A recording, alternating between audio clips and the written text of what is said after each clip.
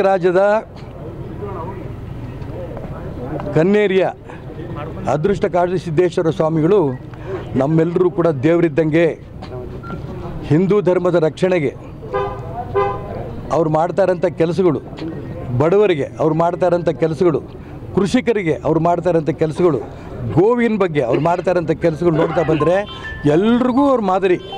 ಅಂಥ ಒಬ್ಬ ಆ ಮಾದರಿ ವ್ಯಕ್ತಿನ ಇವತ್ತು ರಾಜ್ಯ ಸರ್ಕಾರ ಬಿಜಾಪುರ ಮತ್ತು ಬಾಗಲಕೋಟೆಗೆ ನಿರ್ಬಂಧ ಹಾಕಿದ್ದಾರೆ.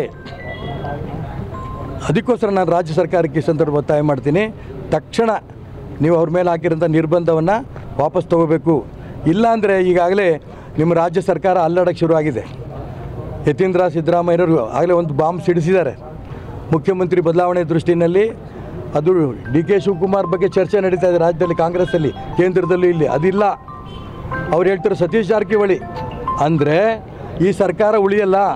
ಆದಷ್ಟು ಬೇಗ ಈ ಸರ್ಕಾರ ಡಿಸಾಲ್ವ್ ಆಗುತ್ತೆ, ಚುನಾವಣೆ ಬರುತ್ತೆ, ರಾಷ್ಟ್ರಪತಿ ಆಡಳಿತ ಚುನಾವಣೆ ಬರುತ್ತೆ, ಈ ನಂಬಿಕೆ ನನಗಿದೆ. ಸರಿ, ಕಾಡಸಿದ್ದೇಶ್ವರ ಸ್ವಾಮಿಗಳು ಮಾತಾಡಿದ ಶಬ್ದಗಳೇನಿದು, ಮೆಟ್ಟಿನಿಂದ ಹೊಡಿತೀನಿ, ಈ ರೀತಿ ಶಬ್ದಗಳನ್ನ ಮಾತಾಡಿ ಎಷ್ಟರ ಮಟ್ಟಿಗೆ ಸರಿ ಅನ್ನೋದನ್ನ ಸರಿ ತಪ್ಪು ನಂದಾಗ ನಾನು ಇನ್ನೊಂದು ಸೈಡು ಕೇಳಿ ಏನೇನು ಕೇಳ್ಕೊಂಬಂದ್ರಿ. ಇದನ್ನು ನೀವು ಯಾವ ಕಾರಣಕ್ಕೂ ದೇವಸ್ಥಾನಗಳಿಗೆ ಹೋಗಬೇಡಿ.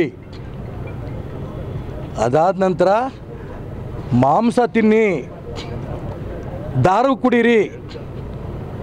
ನಿಜಕ್ಕೂ ನಾನು ಸನ್ಯಾಸಿ ಅಲ್ಲ. ಅವ್ರಿಗೆ ಸಿಟ್ಟು ಬಂದಿರಬೇಕಾದ್ರೆ ಇನ್ಯಾರು ಕಡಿಮೆ ಸಿಟ್ಟು ಬರುತ್ತಾ ಲೆಕ್ಕ ಹಾಕಿ. ಮತ್ತು ಆಡು ಭಾಷೆಯಲ್ಲಿ ಅವ್ರು ಹೇಳ್ತಾರೆ, ಈಗ ನಿಮ್ಮಲ್ಲೆಲ್ಲ ಯಾವ ಪದ ಬಳಸ್ತಾರೆ ನಿಮಗೆ ಗೊತ್ತಿದೆ, ಅದು ಹೇಳಾಯ್ತು ಅವ್ರು ಆಗಲೇ. ನಾನು ಅದಕ್ಕೋಸ್ಕರ ಹೇಳ್ತಿದ್ದೀನಿ, ಎಂ.ಬಿ. ಪಾಟೀಲ್ ಆ ರೀತಿ ಮಾತಾಡೋದಕ್ಕೆ ಕ್ಷಮೆ ಯಾಚಿಸಬೇಕು. ಅಂದರೆ ಅದಕ್ಕೆ ನಾವು ಹಿಂದೂ ಸಮಾಜವನ್ನು ತುಂಡು ಮಾಡೋದ್ರಲ್ಲಿ ಮೊದಲನೇ ಅಗ್ರಸ್ಥಾನದಲ್ಲಿರೋದು ಎಂ.ಬಿ. ಪಾಟೀಲ್ರು.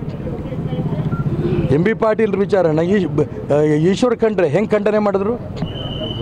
ಅದಕ್ಕೋಸ್ಕರ ಇವ್ರದ್ದೆಲ್ಲ ಪುರಾಣ ತಗೊಂಡ್ರೆ ಭಾಳ ಇದೆ. ನಾಳೆ ಚುನಾವಣೆ ಬರುತ್ತಲ್ಲ ಅವತ್ತು ತೆಗಿತೀನಿ. ಸರ್.